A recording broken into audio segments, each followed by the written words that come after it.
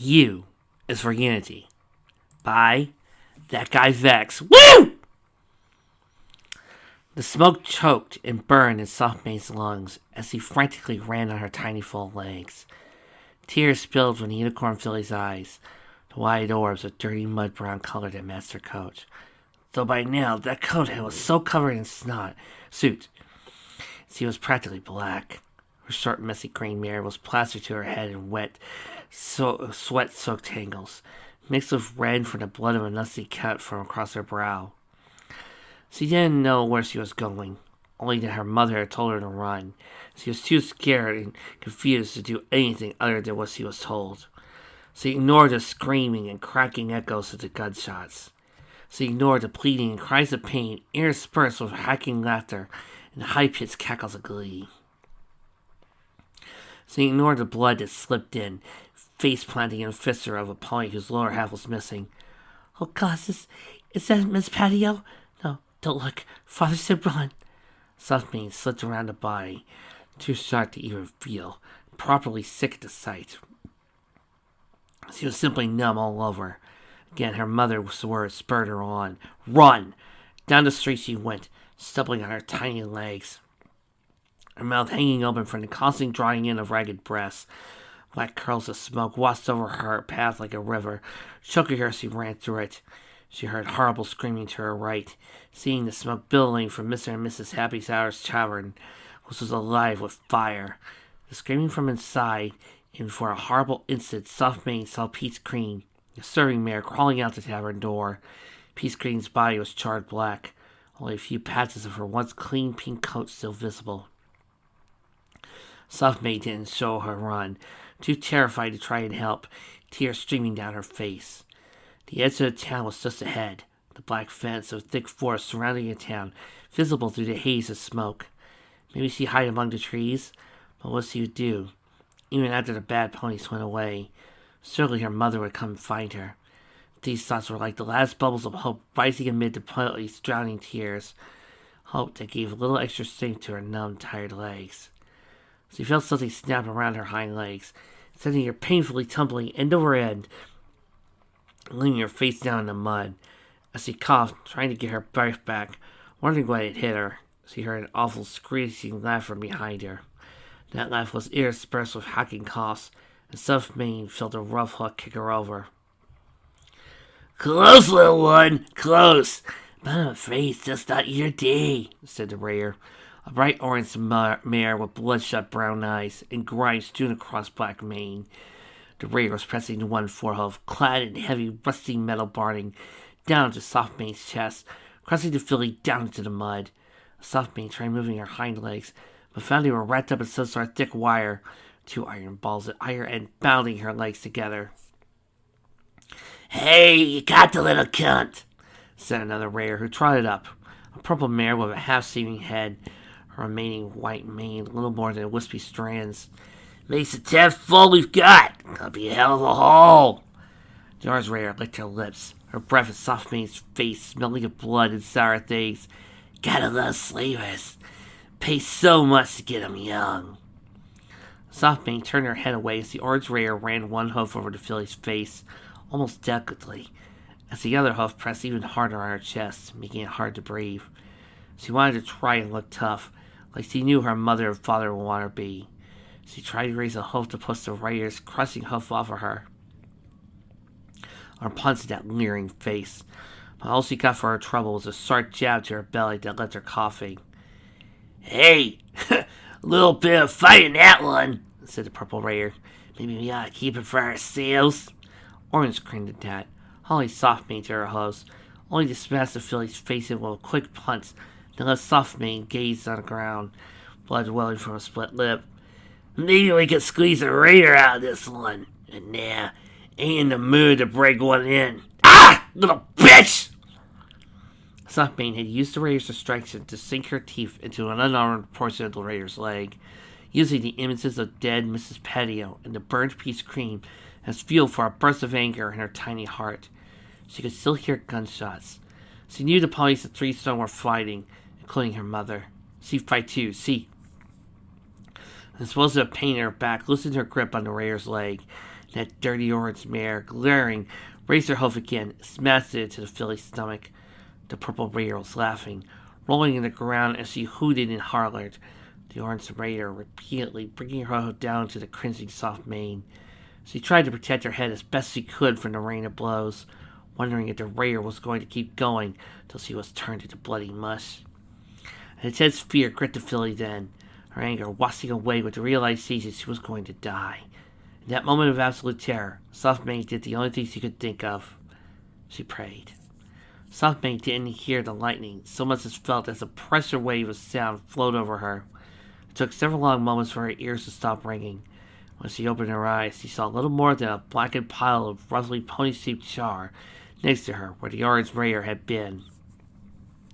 The other raider was being held up in the air by a veil of sparkling blue magic. Softmane grimaced as the purple mare's head was twisted around until a loud crack of breaking bone filled the air. The limp body was tossed aside by the magic like it was so much trash. "We command you to stand, tiny unicorn," said a voice of grand feminine power from behind Softmane. "Stand and behold your salvation!" Softmane stood on shaking legs, with her brown eyes turning wide at the sight of the pony before her. Taller than any adult she had ever laid his eye on, the mare was an elegantly carved monolith of beauty. A coat of pristine blue and long smooth silver mane framed a face of frail features. The two imperious purple eyes. Most notable were the massive arcs of wings and the long pointed horn the body bore. Softmane filled her lungs, taking in short breaths. You, the little filly kept trying to talk. The unicorn looked at her, smugly smiled, pointing on her features as she struck a pose. "Yes, go on. We are prepared to accept your words of worship and gratitude." Softmane fainted. The unicorn paused, then lowered her head with a heavy sigh. "On fate, that works too." She didn't have a name in any normal sense. She was a component of a whole. She, of course, differentiated her body from those of her sisters, even understood on a basic level that she was still, in some ways, an individual. Yet that mattered little. The goddess, the unity, the chorus of all thoughts and emotions intertwined into a constant vibrating song. This was a constant. The closest she could come to compare it to was like being stuck in a crowded house with no real privacy. You may have your own room, but any pony could come into your room and use your things, and the landlady, most of all, was always watching. So she was in her own body, or what her body had become when it had been transformed to join Unity, and she was still, in a sense, herself. However, she shared her body with hundreds, even thousands of others, especially her, the goddess, Mother. Right now, the goddess was paying a minuscule amount of attention to the blue alicorn and her two sisters that had been sent along with her on this little expedition. A feeling of power tensing in her mind, but not exerting any force.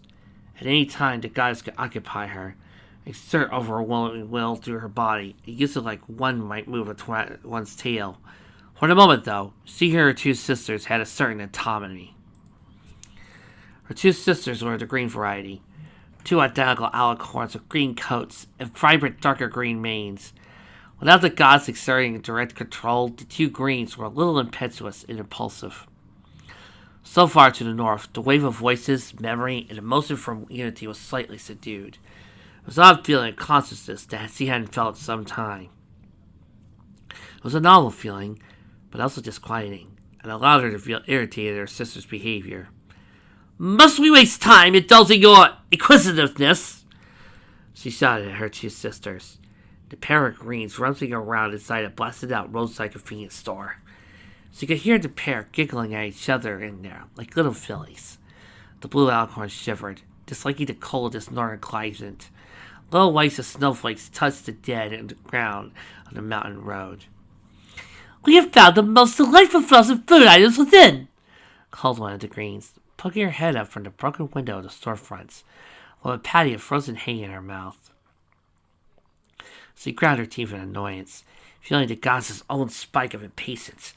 The greens felt it as well, as he heard the two whimper. The goddess wanted them to return home quickly. She knew the goddess considered the expedition a failure. All they found was one settlement, mostly burned by filthy raiders. After exterminating the filthy and all found of value was of one candidate for unity. The small filly Equestria was huddling behind her as she watched her two sisters walk guiltily from the convenience store, a few boxes of frozen food covering between them. She gave the filly a glance. The small brown foal had been quiet since being rescued. There had been other survivors of the settlement, mostly foals the raiders had captured, but only this filly had been a unicorn, and hence capable of joining unity. She and her sisters had taken the filly and left the others, as they had been of no importance. Perhaps the filly was having difficulty adjusting to the events. No matter, soon the filly's problems would be over, as she would have a new family with the goddess and the many souls of unity. "We are sorry, but these taste very good for their age," said the green one on the right, while the one on the left snuck out an old frozen bag of something beige with little round chips in it. "Look, we suspect this is cookie dough." The blue unicorn felt an eyebrow quirk as he looked at the pair. 200-year-old cookie dough? Frozen, said one of the greens defensively. A chorus of greeting voices through unity, stained at the treat, should have kept out centuries. Magical preservatives from before the war being remarkable quality. "The freezer was entirely intact and functioning. Everything is fine. We know it to be so." The blue sighed, but more voices in unity agreed than disagreed. The gods didn't care as long as they hurried up and returned home. The two greens would have their frozen cookie dough and hay patties.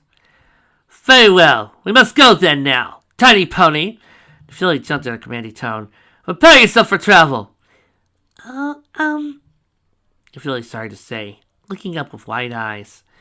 The pair stared down at the filly, frowning. "What is it? We command you to climb upon us and hold tightly as we fly. There can be no delays." "Hungry." "Speak louder, tiny pony. We can barely hear you." "I'm hungry. Could I have something, please?" The filly punctuated this question with a particular look, plucked up lips and wide eyes that made the blue alicorn feel uncomfortable. She nodded to the two greens. "Very well, bring forth the cookie dough," she commanded, lifting the filly with her magic and setting the pony upon her back. "You shall eat as we fly. Do not fall off. We will be very cross with you if we must catch you." The filly gave her a weak nod and wrapped around her small hose around her neck. One of the greens puffed over her cheeks and gave a look of displeasure. "We do not see why we should give up this delicious cookie dough to the tiny one. There are other food items within that can feed her just as easily without sacrificing deliciousness." The blue gave her sister a sharp, imperious look, snatching the frozen bag of cookie dough from the green's telekinetic grip. "We shall waste no time with further scratching in the muck. Daylight fades. We fly until nightfall. This is the will of the goddess." There's something further grumbling from the two greens, but little less as the three alicorns alighted into the darkening evening sky, steering a southern course through the mountain valley. Even in this region, little settled even before the war, Bellfire radiation had done its wicked work. The mountains were dull, brown, lifeless peaks, dotted with thick, deformed forests of twisted trees and bearing black or brown leaves. As the three alicorns steered through the growing haze of snow and the thick clouds above the blue one, he used magic to warm the cookie dough and float out a few chunks for the filly to munch upon. The filly ate eagerly, but the blue alicorn soon felt the small unicorn shaking. The blue frowned, needing a minute to realize the cold was the issue. She quickly redirected her heating spell to the filly herself. As soon as she felt the filly relax, letting out a small sigh, the blue nodded in satisfaction as all matters were attended to. But a few minutes later, the filly was shaking again. With more annoyance, the blue turned her head to recast the heating spell, only to notice the little filly wasn't shivering, but instead shaking from sobs, small glowing steam and tears pulling from where she had buried her face into the blue's neck. What is wrong with you, tiny pony? We have fed you. You're all warm. There should be no further issues. The blue eyes widened. Do you not need to stop to use the tiny filly's room, do you? The filly shook her head, saying nothing. The blue glanced at her sisters, but the two greens looked equally baffled, one of them giving the blue a helpless shrug. The goddess was no help, barely paying the wing of alicorns any mind. The blue got the impression the gods didn't care much for crying little fillies anyway. The blue pressed her lips together in a thin line. Evening was soon turning to night, and and even alicorns required physical rest and nourishment themselves. Those hay patties, her sister, did look enticing. "We have decided," she declared, "that we shall land and make camp for the night. Sisters, find us a suitable place." The two greens exchanged a look. "Why must we do all the hard work?" "We carry the filly. That is hard work. We are making use of your excessive curiosity to a proper advantage. Seek a place of shelter so we may pass the night in comfort." "Lassie Blue," one of the greens muttered as the pair banked down towards the winding mountain road they had been following south. The Blue held a circling pattern, waiting the two greens to finish scouting a decent place to rest. Still not sure why the filly on her back was shedding tears. More bothersome was the thought she ought to understand the filly's tears. The normally comforting and faint buzz of Yuti's voices still held no answer. There was a sense of displeasure from the goddess. The Blue Alicorn elevated her anxiousness by focusing on her two sisters. As part of Unity, they were linked. It only took a moment of concentration to censor their eyes and tears. Starboard their mere impression. It was more akin to having simultaneous images and sounds interposed over her own. The normal ponies would be disoriented, but for her it was as easy as breathing. The two greens found an old log cabin along a dirt road that split off from the main road. The cabin was squat and its windows dark. Piles of metalwork and junk dotted the surrounding yard, which was filled with tall yellowed grass. An old wagon, rusted through the elements, was parked out front. The greens circled the cabin once, one of them noting an outhouse in the yard behind the cabin. "This'll have to do, sisters," the alicorn commented to the pair as she tilted downward from her holding pattern and circled above the forest until she reached a small clearing in the cabin. The two greens met with her out front, both of them unusually tense about their posture and giving the surrounding forest sidelong glances. The Blues sensed their fear. Even the distant chorus of Unity didn't seem to calm them, but she couldn't deny a strange sense of unease herself. "We shall use this place as shelter for tonight," she declared to her sisters, then lifted filly on her back. "You can let us go now. We are no longer flying." The filly gingerly slipped off her back, looking at the cabin nervously. The Blue Alicorn strode towards the porch confidently. If there was anything dangerous within, then it would discover the potency of 3 of the goddess's children. Inside, the Blue Alicorn discovered the cabin was cramped and cold. Only a simple cluttered living area with a fireplace and a joined kitchen was to be seen from the front door. And less than a minute of poking around showed that only a small bedroom and closet were the only other areas within the cabin. The Blue sniffed, sneezing a bit at the dust stirred to the air by her movements. It's clear no pony had been here some time. Soon all 3 alicorns and 1 young unicorn filly were sitting together in the cabin. The 2 greens had quickly gotten bored, and one of them went to rummage through the kitchen, while the other started playing around with a large spherical object he had dug out of one of the trash piles behind the living room's simple mausoleum couch. A few of the voices through Unity identified the object as a bowling ball. The Blue Alicorn absorbed little knowledge of the sport from Unity and decided it was ridiculous. "Be careful with that," the Blue said sternly, to which the green gave her a look and started levitating the bowling ball around the complex patterns around her head. The Blue sighed. "Fine, but don't expect us to clean up the mess when you break something." The filly was sitting in a corner near the fireplace, shivering, was looking at the fireplace with a forlorn expression. The Blue gave the filly a frowning look and lifted a wing.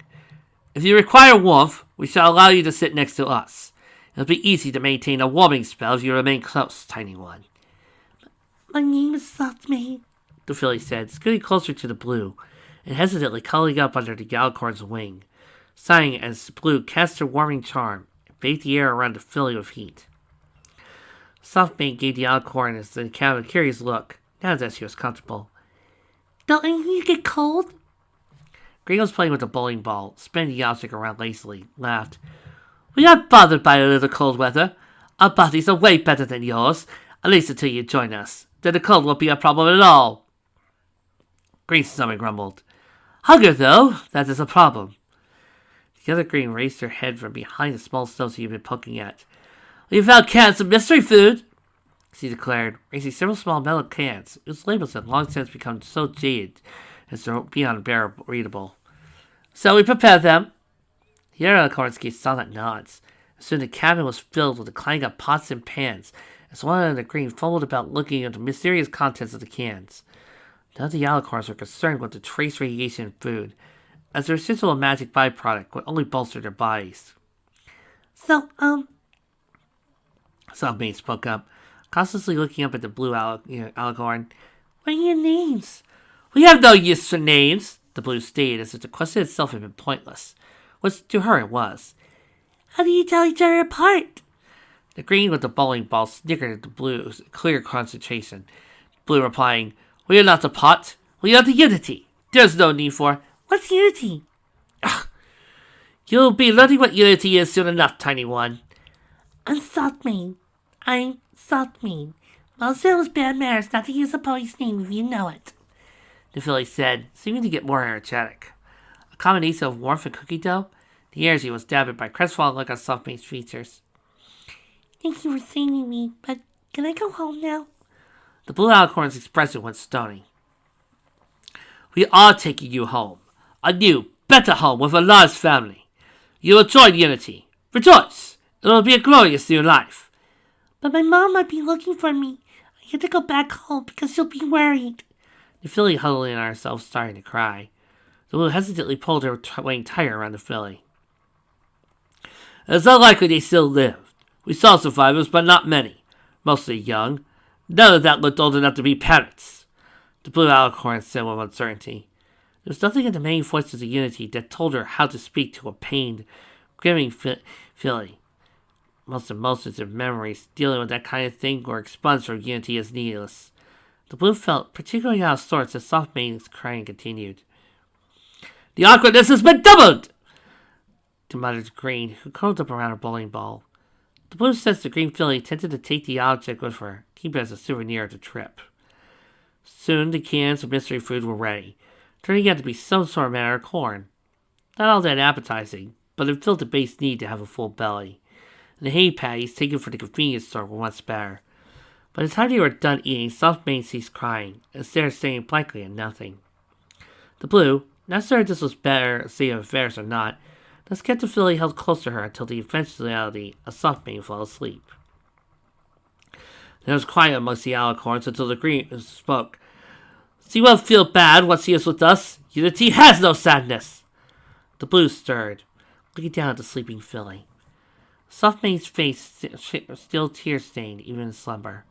The blue wasn't sad. It was true. There was no room for emotions like that amongst the churning voices of Unity. Even if one of her sisters were killed, whatever she might feel at that death, she was expunged quickly, and tempered by the knowledge that the soul was part of Unity, and never gone. She too didn't need to fear the death of her body. It was just a body, after all, and she was part of Unity. The goddess, as always, looked after her children. She looked at this filly, Softmane as well. Only she wouldn't be Softmane, that name would cease to be. She did not feel sad for dead parents, because she would not remember them. That was the beauty of Entity, one of its many strengths. Blue frowned, and uncertainty flitting across her thoughts like an unwelcome fly buzzing in the room. She was most certain none of the adults that survived the Raiders' attack could be Philly's parents. Even if one of Softmane's parents lived, what kind of life could they offer their Philly that matched the unrivaled glory of Unity, serving the will of the goddess? Blue repeated that thought. Which she was closer to Maripony, so the strength of Unity was such that her doubts would be drowned out by the utterly unifying choir of souls given her such comfort before. She even knows closely she was holding the filly by her side, or that the filly was holding her back.